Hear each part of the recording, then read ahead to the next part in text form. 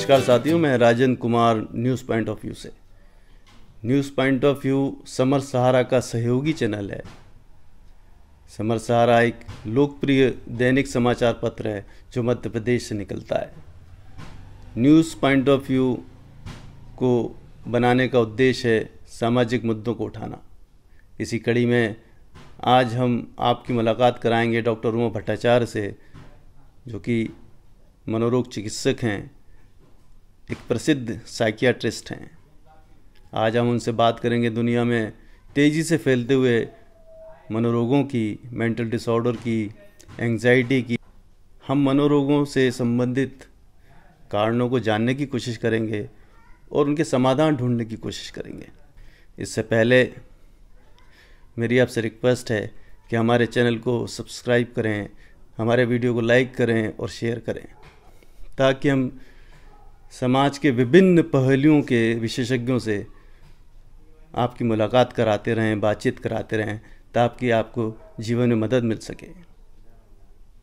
नमस्कार। नमस्कार डॉक्टर साहब। नमस्कार डॉक्टर साहब, ये डिप्रेशंस, एंग्जाइटी, ऑब्सेशन अभी हम देख रहे हैं बहुत ज़्यादा हो रहा है, तो इसका कारण क्या है हमारे दर्शकों को बताने की कृपा। जी बिल्कुल, अभी कोविड-19 पैंडेमिक से पूरे विश्व में जो कोविड का हाहाकार मचा है, तो फिज़िकली तो कुछ ही लोग संक्रमित हुए हैं कोविड-19 से। हालांकि वो नंबर्स बहुत ज़्यादा है, लेकिन उससे कहीं ज़्यादा लोग मेंटली अफेक्टेड हुए हैं कोविड-19 से। और सबसे ज़्यादा केसेस जो पिछले 1.5 साल में अगर मैं बताऊं, पिछले अप्रैल 2020 से इस अभी अक्टूबर 2021 में बहुत ज़्यादा लोगों में डिप्रेशन के लक्षण देखने में आए हैं, जहां पे लोगों को मन में उदास महसूस होना, कामकाज में या पढ़ाई में मन नहीं लगना, नींद या भूख में परिवर्तन होना, घबराहट महसूस होना, जीवन में अब कुछ बचा नहीं है, कोई आशा नहीं है, इस तरह की विचार पैदा होना। और यहाँ तक कि ये महसूस होना कि जो उन्होंने सपने देखे हैं, खासकर अगर हम किशोरावस्था बच्चों की बात करें, यंग एडल्ट्स की बात करें, तो जिन लोगों ने अपना बहुत एक सुनहरा भविष्य की कल्पना की थी कि बहुत अच्छा कैरियर बनेगा या बहुत अच्छे कॉलेज में हम दाखिल लेंगे, बहुत अच्छा एक कैंपस मिलेगा, तो इस तरह की जो भी धारणाएं यंग एडल्ट्स और एडोलेसेंट एज ग्रुप को रहा है, कोविड-19 ने ये सारे जो सपने हैं बिल्कुल उनका रुख ही पलट दिया है। तो इस एज ग्रुप में जो है सबसे ज़्यादा डिप्रेशन के लक्षण देखने को मिले हैं। और आपने देखा ही और सुना ही है कि कितने ज़्यादा लोगों ने जान भी गंवाई है आत्महत्या से इस दौरान। तो डिप्रेशन के लक्षण पहचानना, समझना और समय पे उसका उपचार करवाना ये बहुत ज़रूरी है। डॉक्टर साहब, इसका जो डिप्रेशन का जो मूल कारण मुझे समझ में आता है कि कंज्यूमरिज्म बहुत बढ़ गया है, भोगवाद बढ़ गया है, उपभोक्तावाद बहुत बढ़ गया है, आवश्यकता बहुत हो गई है या कहीं प्रोडक्ट बहुत हो गए हैं मार्केट में, तो लोग उसको पूरा नहीं कर पा रहे हैं। इस कारण से कुछ फ्रस्ट्रेशन बढ़ रहा है, डिप्रेशन बढ़ रहा है। देखिए, अगर मैं क्लिनिकल डिप्रेशन की बात करूं तो क्लिनिकल डिप्रेशन एक बीमारी है। जैसे किसी को डायबिटीज़ हो जाता है या थायराइड हार्मोन हो जाता है या कैंसर हो जाता है, कोई भी इंसान जानबूझ के नहीं चाहता कि उसे कैंसर हो जाए या उसे डायबिटीज़ हो जाए या उसे थायराइड की परेशानी हो जाए, वैसे ही डिप्रेशन या मूड डिसऑर्डर्स किसी बाहरी कारण से नहीं होता है। ये उतनी ही बायोलॉजिकल बीमारी है जितनी ये अन्य सारी बीमारियां हैं। फ़र्क ये है कि यह मस्तिष्क से उत्पन्न होने वाली है और इसके लक्षण जो हैं भावनाओं के थ्रू जो है एक्सप्रेस होते हैं। और क्योंकि जब भावनाओं में परिवर्तन आती है, असंतुलन आती है, तो इंसान के व्यवहार में परिवर्तन आता है। तो जब व्यावहारिक परेशानियां आती हैं तो लोग इसको नाम दे देते हैं कि मानसिक परेशानी। और जैसे ही मेंटल शब्द का उपयोग हो जाता है तो लोगों को ये लगता है कि ये या तो खुद कमज़ोर इंसान है या इसकी सोच गड़बड़ है और उसके लिए वो खुद जिम्मेदार है। तो अगर किसी कैंसर के लिए इंसान खुद जिम्मेदार है या किसी के हार्ट अटैक के लिए इंसान खुद जिम्मेदार है, तो उतनी ही जिम्मेदारी डिप्रेशन की है। ये निश्चित रूप से है कि आपको लाइफस्टाइल चेंजेस करनी है, आपको अपना जीने का आउटलुक जो है वो हेल्दी रखना है। पर सब कुछ ठीक होते हुए भी किसी इंसान को जिसको कोई स्ट्रेस नहीं है, कोई चाहे फाइनेंशियल हो, फैमिली हो, करियर को लेके हो, उसके बाद भी इंसान डिप्रेशन से ग्रसित हो सकता है। जैसे कि किसी ने जब स्मोक नहीं किया हो, ड्रिंक नहीं किया हो, उसको भी कैंसर या टीबी या कोई अन्य बीमारी हो सकती है। ठीक उसी तरह से डिप्रेशन भी किसी को भी हो सकता है, सब कुछ अच्छे होते हुए भी।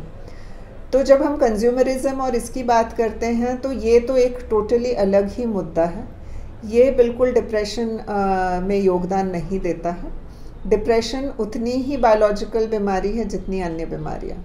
मस्तिष्क में जब भी रासायनिक परिवर्तन आते हैं, मस्तिष्क में जब भी न्यूरो हार्मोनल इम्बैलेंस होता है या केमिकल लोचा होता है, तो अच्छे खासे इंसान को, आप अपन ने पिछले साल भी फिल्म इंडस्ट्री से देखा कि किसी ने अपनी जान गंवाई आत्महत्या से।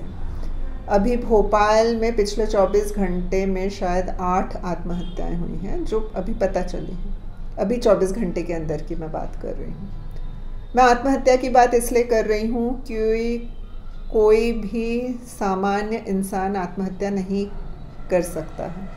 कोई ना कोई मानसिक बीमारी से जो ग्रसित होता है, जो उदास होता है, निराश होता है, जिसे ऐसा लगने लगता है कि अब ज़िंदगी में कुछ भी नहीं बचा। लेकिन अन्य लोगों के लिए तो लगेगा कि उसके पास नाम था, शोहरत थी, पैसे थे, फिर इसने क्यों ऐसा किया। तो फिर क्यों ऐसा किया का जो जवाब है वो ये कि उस इंसान को लगातार हफ्ते दर हफ्ते मानसिक परेशानी हो रही थी। उसे उदास महसूस होना, निराश महसूस होना, जीवन से हताशा महसूस होना, भूख, नींद, इसमें परिवर्तन होना, किसी काम में मन नहीं लगना, किसी चीज़ में उत्साह उमंग महसूस नहीं होना। ये सारे लक्षण जब होते हैं तो समय रहते इलाज करना बहुत ज़रूरी है। जैसे कि कैंसर में भी फर्स्ट स्टेज के इलाज का रिज़ल्ट बहुत अलग होता है। डिप्रेशन या मेंटल डिसऑर्डर्स में भी जब शुरुआती दौर में ही इलाज शुरू होता है तो वो बिल्कुल ही बेहतरीन उसका जो है उपचार होता है। लेकिन हमारे समाज में, क्योंकि जैसे मैंने पहले भी कहा, जब भी किसी में व्यवहारिक परेशानी दिखती है भावनाओं के असंतुलन के चलते, तो लोग सोचते हैं कि अरे इसका तो नेचर ही ऐसा, ये तो चिड़चिड़ाता रहता है, या ये ऐसा ही है, ये गुमसुम रहता है, ये तो इंट्रोवर्ट है। हम लोग बहुत जल्दी लेबल कर देते हैं ये सोचने समझने की बजाय कि क्यों ये इंसान ऐसा कर रहा है, इसको कोई परेशानी है, इसको कोई बीमारी है, ये हम नहीं समझ पाते।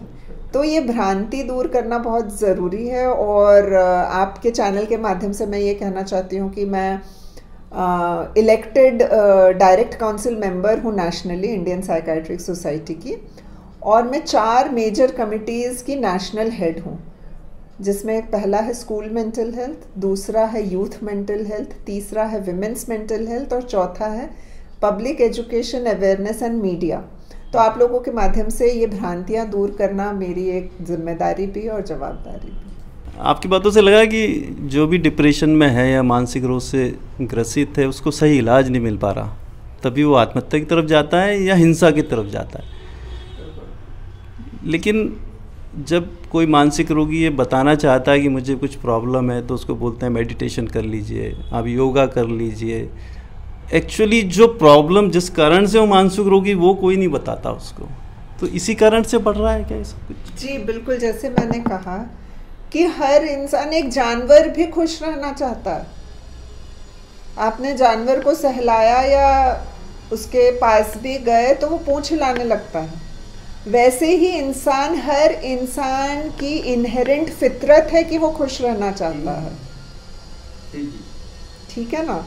तब जब कोई इंसान खुश नहीं रह पा रहा है, चाहे हमको आपको कारण कुछ भी, बाहरी कारण, स्ट्रेसर्स कुछ भी लगे, लेकिन जब वो खुश नहीं रह पा रहा है या उसे बहुत अधिक गुस्सा, चिड़चिड़ापन हो रहा है, या उसमें आक्रोश बहुत है, या वो फ्रस्ट्रेटेड रह रहा है, तो ये समझना ज़रूरी है कि उसके अंदर कोई असंतुलन पैदा हो रहा है।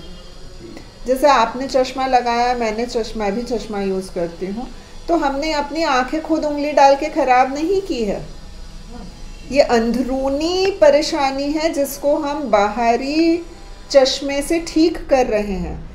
वैसे ही अंदरूनी असंतुलन जब इंसान के मस्तिष्क में होता है तो उसमें जो है इमोशनल प्रॉब्लम्स दिखाई देती है। तो जो भी मानसिक रूप से ग्रसित होता है तो वो घर के इलाज करता है, जैसा मैंने बताया। वो साइकियाट्रिस्ट के पास आना नहीं चाहता, कुछ टैबू है कि पागल तो नहीं हो गए, हमेशा नहीं है, इस कारण से बढ़ रहा है, ज़्यादा हो रहा है।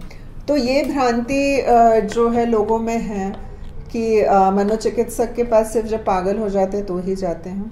और पागल जैसा कोई शब्द हम लोग इस्तेमाल नहीं करते हैं, क्योंकि जैसा मैंने समझाया आपको कि ये सब बीमारी है और मस्तिष्क में होने वाली रासायनिक असंतुलन या जो न्यूरोबायोलॉजिकल केमिस्ट्री है ब्रेन की, उसके डिस्टर्बेंस के कारण ही मस्तिष्क में बदलाव आते हैं, जिसके चलते लोगों में जो है भावनाओं में परिवर्तन, व्यवहार में परिवर्तन, ये लक्षण सामने आते हैं। तो ये भ्रांति मिटाना बहुत ज़रूरी है, क्योंकि आप देखेंगे कि लोगों को अगर हार्ट की परेशानी है या कैंसर भी है तो बड़े प्राउडली वो कहते हैं मैं तो कार्डियोलॉजिस्ट से ट्रीटमेंट चल रहा है, फला कार्डियोलॉजिस्ट से ट्रीटमेंट चल रहा है या फला कैंसर स्पेशलिस्ट से ट्रीटमेंट चल रहा है।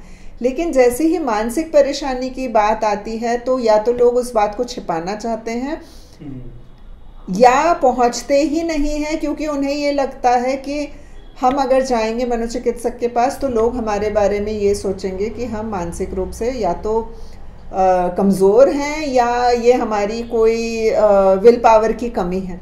तो ये बिल्कुल ऐसा नहीं है। जैसे मैंने कहा कि मस्तिष्क तो शरीर का सबसे महत्वपूर्ण हिस्सा है और हमारा मस्तिष्क ही हमारे सोच, विचार, आकांक्षाएं, जितनी फीलिंग्स है, इमोशंस है, उसके लिए मस्तिष्क ही जिम्मेदार है। तो मैं लोगों से यही कहती हूँ, जिनके पास दिमाग है वही मनोचिकित्सक के पास आता है, जिनके पास दिमाग नहीं है वो नहीं आ पाते हैं।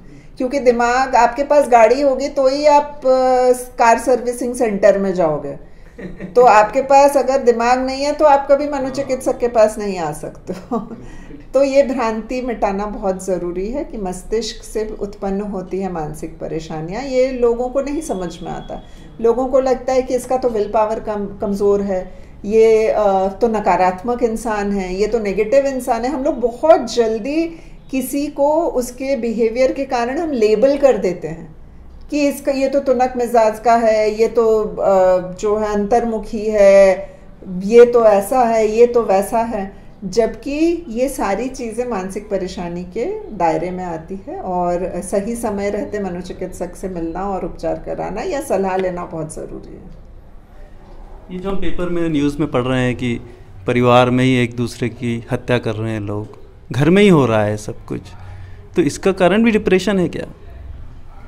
देखिए, जहाँ तक अगर हम बात करते हैं क्राइम्स की, इस तरह की, तो ये क्राइम्स जो है ये कई बार तो ऐसा होता है, कुछ अंश इसका, कि किसी को बाइपोलर मूड डिसऑर्डर हो या किसी को इंटरमिटेंट एक्सप्लोसिव डिसऑर्डर हो, जिसमें वो बहुत जल्दी अचानक से किसी बात से उसको बहुत तेज़ गुस्सा आता है और उस गुस्से में वो अपना आपा खो बैठ के उसे ना खुद की सेफ्टी सिक्योरिटी ना किसी अन्य की सेफ्टी सिक्योरिटी की उस वक्त जो है उसको एहसास रहता है और वो ऐसे कदम उठा लेता है जो खुद के लिए या अन्य के लिए घातक साबित हो जाए। लेकिन ये कुछ परसेंटेज ही है। जब परिवार के अंदर हत्याएं होती हैं या मर्डर्स होता है तो उसके पीछे इंटेंशन होता है। तो अक्सर लोग जो है मानसिक बीमार लोगों को सोचते हैं कि यही लोग क्राइम करते हैं, जबकि ऐसा बिल्कुल भी नहीं है। अगर क्राइम के पीछे इंटेंशन है तो वो एक सोची समझी साजिश होती है जो क्राइम कहलाता है ना।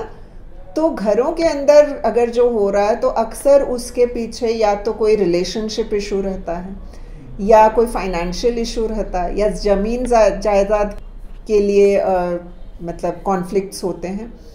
तो वो सब सोची समझी साजिश के चलते होता है जो क्राइम है। क्राइम जो होता है उसके पीछे इंटेंट होना ज़रूरी होता है। और जो मानसिक रूप से अगर कोई विक्षिप्त है या मानसिक रूप से जो बीमार है वो खुद का भी नुकसान कर सकता है। और अक्सर आप देखेंगे कि आप जैसे सड़क पे चलता हुआ कोई इंसान है जिसके बाल बिखरे हुए हैं, कपड़े फटे हुए हैं, उसको अकेले में वो बड़बड़ाता हुआ जा रहा है और छोटी सी बात पे लोग उसकी पिटाई कर दें या कुछ कर दें, उस बेचारे इंसान को इलाज की ज़रूरत है। उसको आपके गुस्सा या आपकी नफ़रत या आपके हिंसक व्यवहार का वो जो है वो डिज़र्व नहीं करता। उसको आपकी सहानुभूति, आपकी हेल्प की ज़रूरत है कि उसको आप उपचार दिला सकें।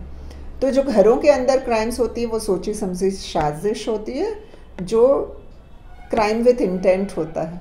लेकिन मानसिक रूप से परेशान इंसान जो होता है वो अक्सर इस तरह के क्राइम्स नहीं करता है। लेकिन एक अंश है जिसको हम पर्सनालिटी डिसऑर्डर कहते हैं, जो एंटी सोशल पर्सनालिटी डिसऑर्डर से ग्रसित होते हैं। वो एक मानसिक परेशानी है जिसमें लोग फ्रॉड करेंगे, ठीक है, चीट करेंगे। ये फितरत उनकी छुटपन से ही दिखाई देती है और छुटपन में इसको कंडक्ट डिसऑर्डर कहते हैं। वो चीज़ का इलाज हो सकता है, वो मानसिक परेशानी है और उसमें बचपन से ही उसके लक्षण दिखाई देते हैं कि पशु पक्षी को चोट पहुंचाना या घर में आग लगा देना या दूसरों के साथ हिंसक व्यवहार होना, दूसरे छोटे बच्चों को मारपीट करना, लोगों को तंग करना, झूठ बोलना, तो ये सारी कंडक्ट डिसऑर्डर में आती है। और ये कंडक्ट डिसऑर्डर जब ट्रीट नहीं होता है, क्योंकि माँ बाप को लगता है ये तो छोटा ऐसा करता है, बड़ा होगा तो ठीक हो जाएगा, और हमारे समाज में और कोई मानसिक रूप से परेशान है तो शादी कर दो तो ठीक हो जाएगा, ये भ्रांतियाँ हैं। और ये लोग जब इनको ट्रीटमेंट नहीं मिलती है, इनकी सही समय पे साइकोथेरेपी नहीं होती है, तो ये आगे चल के एंटी सोशल पर्सनालिटी डिसऑर्डर में तब्दील होते हैं। और एंटी सोशल पर्सनालिटी डिसऑर्डर वाले इंसान अक्सर फ्रॉड करेंगे, लोगों को चीट करेंगे, धोखा देंगे, चाहे वो फाइनेंशियल गेन के लिए हो या और किसी गेन के लिए हो। लेकिन अक्सर क्राइम्स जो होते हैं वो सही दिमाग के शैतान लोग होते हैं, है ना? मतलब ये जो मानसिक अवसाद होता है तो कोई ना कोई कारण तो होता है पीछे, या किसी की फैमिली प्रॉब्लम्स होती हैं, किसी के बिजनेस प्रॉब्लम्स होते हैं, लेकिन वो पहचान नहीं पाता, ऐसा मुझे लगता है, और बाद में ही ये क्राइम या सुसाइड में कन्वर्ट हो रहा है। वो सही समय पे उसको शायद सलाह नहीं मिलती है। जी बिल्कुल। आप मुझे ये बताइए, मुझे आप आज एक इंसान बता दीजिए जिसको कोई ना कोई तनाव ना हो। एक इंसान मुझे बता दीजिए, किसी ना किसी तरह का तनाव। किसी को पैसे का है, किसी को नौकरी का है, किसी को कैरियर का है, किसी को घर में किसी से बन नहीं रही है, किसी को अपने बॉस से परेशानी, किसी को अपने जूनियर से परेशानी, किसी को अपने पड़ोसी से परेशानी है। तो तनाव तो हर इंसान को है, तो इसको हम लोग स्ट्रेसर्स कहते हैं, ठीक है, जिससे इंसान स्ट्रेस में आता है। तो हर इंसान स्ट्रेस में, आप अभी बहुत अच्छा मुस्कुरा रहे हैं, मेरे साथ बात कर रहे हैं, लेकिन सड़क पे आपको किसी पे गुस्सा आ सकता है क्योंकि उसने गलत ओवरटेकिंग की, उसने हॉर्न बजाया, इसने अपनी गाड़ी ठोक दी, तो आपको वो गुस्सा आया। क्यों आया? क्योंकि वो एक स्ट्रेसर था, किसी और की गलत हरकत के कारण आपको गुस्सा आ गया, ठीक है, लेकिन वो मानसिक बीमारी नहीं है। तो जब इंसान को, जैसे आप पूछ रहे थे सवाल कि ये सब के कारण जो है लोग आत्महत्या कर लेते हैं स्ट्रेसर्स के कारण, या गुस्सा चिड़चिड़ापन करते हैं, तो स्ट्रेसर तो हर एक की ज़िंदगी में, मेरी ज़िंदगी में क्या स्ट्रेस है ये आपको नहीं पता है, आपकी ज़िंदगी में क्या है वो मुझे नहीं पता है। तो स्ट्रेस के कारण इंसान मानसिक रूप से बीमार नहीं होता है। वो मानसिक बीमारी को जो शायद अगले साल होने वाली थी उसको आज ला सकती है, पर वो पैदा नहीं कर सकती अनटिल एंड अनलेस वो कमी इंसान के खुद के अंदर, उसके मस्तिष्क में कोई कमी है तब तक। जेनेटिकली वो प्रीडिस्पोज्ड है या तो मूड डिसऑर्डर्स के, क्योंकि ये सारी मानसिक बीमारियां जेनेटिकली प्रीडिस्पोज्ड रहती है। अगर माता पिता को डायबिटीज़ है तो बच्चे को डायबिटीज़ होने की संभावना बहुत ज़्यादा है। सेम अगर माता पिता दोनों को या किसी को मानसिक परेशानी है या डिप्रेशन है या मूड डिसऑर्डर है या स्किज़ोफ्रेनिया है, तो बच्चे में भी उसकी संभावना ज़्यादा है। तो ये इंटरनल बीमारी है जो मैं लगातार आपको कह रही हूँ कि मानसिक बीमारियाँ उतनी ही बायोलॉजिकल हैं जितनी कि डायबिटीज़ है, हार्ट अटैक है, कैंसर है। अब कोई डायबिटीज़ वाला इंसान अगर डाइट कंट्रोल ना करे, एक्सरसाइज ना करे, हेल्दी लाइफस्टाइल ना जिए तो उसकी डायबिटीज़ बिगड़ सकती है। वैसे ही कोई भी मानसिक रूप से पीड़ित इंसान अगर अपनी लाइफस्टाइल मॉडिफिकेशन नहीं करे, अपने स्ट्रेसर्स को कम नहीं करे, तो उसकी मानसिक बीमारी बढ़ सकती है। ठीक है ना? तो मानसिक बीमारी बायोलॉजिकल बीमारी है, ये समझना बहुत ज़रूरी है। और जब तक लोग ये नहीं समझेंगे तब तक वो अवेयर नहीं होंगे कि हमें इसके लिए इलाज की ज़रूरत है। क्योंकि आप एक इंसान, आप अपने ज़िंदगी में आप शायद 100 लोगों से मिलते हैं, मैं तो और ज़्यादा लोगों से रोज़ मिलती हूँ। तो किसी और के बिहेवियर के कारण अगर मेरे में बिहेवियरल चेंजेस आ रही है, ये इतना संभव नहीं है। वो होगा भी तो टेम्पररी होगा, टाइम बाउंड होगा। जब तक आप अपने अंदर से नहीं हिले हुए होगे, आपको कोई नहीं हिला सकता। और ये अंदर से हिला हुआ उसकी खुद की बनाई हुई परेशानी नहीं है। वो मस्तिष्क का मेकअप ऐसा है, उसकी वायरिंग दिमाग की ऐसी है, उसका बायोलॉजिकल केमिस्ट्री दिमाग का ऐसा है कि वो बाहर के आने वाले तनाव को हैंडल नहीं कर पा रहा है, कोप नहीं कर पा रहा है, उसको रिस्पॉन्ड नेगेटिव कर रहा है वो। तो स्ट्रेसर जो है मानसिक बीमारी के लक्षणों को बढ़ा सकती है या कल होने वाली बीमारी को आज ला सकती है। अगर आपको अस्थमा नहीं है पर आपने सिगरेट पीना शुरू किया या बीड़ी पीनी शुरू की, तो जो अस्थमा हो सकता है आपको 5 साल बाद होती, वो बीड़ी और सिगरेट के कारण आज हो गई। तो तनाव जो है मूड डिसऑर्डर्स को प्रीपोन कर सकता है, पैदा नहीं कर सकता। डॉक्टर साहब, ये मस्तिष्क, लोग कहते हैं दिमाग खराब हो गया, कुछ लोग कहते हैं मेरा मन खराब है, तो ये मन और मस्तिष्क में क्या फ़र्क है? जी, ये सॉफ्टवेयर और हार्डवेयर का ही डिफरेंस है। मस्तिष्क जो है वो हार्डवेयर है और मन जो है वो सॉफ्टवेयर है। यानी मस्तिष्क में जो क्रियाएं चलती हैं उसके कारण जो भावनाएं पैदा होती हैं उसको हम मन कहते हैं, और मस्तिष्क जो है वो ऑर्गन है ना? तो ये वही कंप्यूटर जो है वो हार्डवेयर है और जो कंप्यूटर के फंक्शंस है, एप्लीकेशंस है, वो सॉफ्टवेयर है। तो मस्तिष्क और मन में यही फ़र्क है।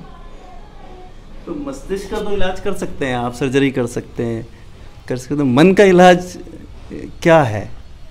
जी, यही मैं अभी तक आपको समझा रही थी कि मस्तिष्क में जो रासायनिक असंतुलन होते हैं, जो न्यूरो हार्मोनल इम्बैलेंस होता है, उसके कारण मस्तिष्क की क्रियाओं में फ़र्क आने लगता है और वो फ़र्क जो है मन को विचलित करता है। और जब मन को विचलित करता है तो उससे व्यवहारिक बदलाव आने लगते हैं। तो वो जो मस्तिष्क के अंदर न्यूरो हार्मोनल इम्बैलेंस होता है उसी को करेक्ट कर सकते हैं, उसी से ही मन के बदलाव को सही कर सकते हैं। तो जैसे अब आपको चलते चलते ठोकर लग गई, आपको दर्द हो रहा है, आपने एक्सरे कराई, कुछ नहीं निकला क्योंकि फ्रैक्चर नहीं हुआ है ना, तो हड्डी टूटी नहीं है, पर दर्द का एहसास तो हो रहा है। तो उस दर्द का भी इलाज होता है। वैसे ही कुछ चीज़ें ऐसी होती जो मस्तिष्क हार्डवेयर में प्रॉब्लम्स आती है, जैसे किसी को ब्रेन ट्यूमर हो गया, किसी के मस्तिष्क में नस फट गई, किसी को मस्तिष्क में खून नहीं पहुंच पा रहा है तो वहाँ पे प्रॉब्लम आ गई। उसमें तो आप मस्तिष्क के हार्डवेयर को ठीक कर सकते हो ऑपरेट करके, लेकिन जब मस्तिष्क के सॉफ्टवेयर में परेशानी आती, उस चलते हुए इंजन को ठीक करना मनोचिकित्सक का काम है। एक कार मैकेनिक जो काम करता है वो गाड़ी बंद करके इंजन को ठीक करता है, और मनोचिकित्सक ऐसे प्राणी होते हैं जो चलती हुई इंजन को बिना बंद किए ठीक करते हैं। तो ये बहुत हाईली स्किल्ड काम है। जी मेरा आखिरी सवाल डॉक्टर साहब, युवाओं में बहुत बढ़ रहा है मानसिक रोग, तो इसका क्या कारण है और उसको कैसे रोका जा सकता है? जी बिल्कुल, युवा या किशोरावस्था या जिसे हम लोग एडोलेसेंट एज ग्रुप कहते हैं, वो वैसे ही एक बहुत ज़्यादा चैलेंजिंग फेज़ ऑफ लाइफ होता है, इसलिए क्योंकि उस दौरान डेवलपमेंटल फेज़ में कई सारी हार्मोनल चेंजेस आती है और उन हार्मोनल चेंजेस के चलते शारीरिक बदलाव आते हैं और मानसिक बदलाव आते हैं। शारीरिक में सेक्सुअल चेंजेस भी आते हैं, फिजिकल डेवलपमेंट भी होता है और इमोशनल चेंजेस आते हैं। तो वैसे ही वो लाइफ का एक वैसा ट्रांजिशनल फेज़ होता है जो चैलेंजिंग होता है, क्योंकि अचानक से सारे बदलाव आते हैं।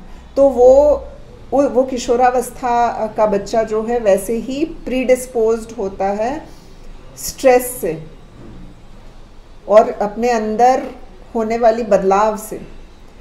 ये समझना बहुत ज़रूरी है, क्योंकि ये दौरान जो है सबसे महत्वपूर्ण फेज़ ऑफ लाइफ होता है, क्योंकि सबसे ज़्यादा बदलाव जो है इस दौरान आता है और वो वैसे ही वल्नरेबल होता है मूड फ्लक्चुएशंस के।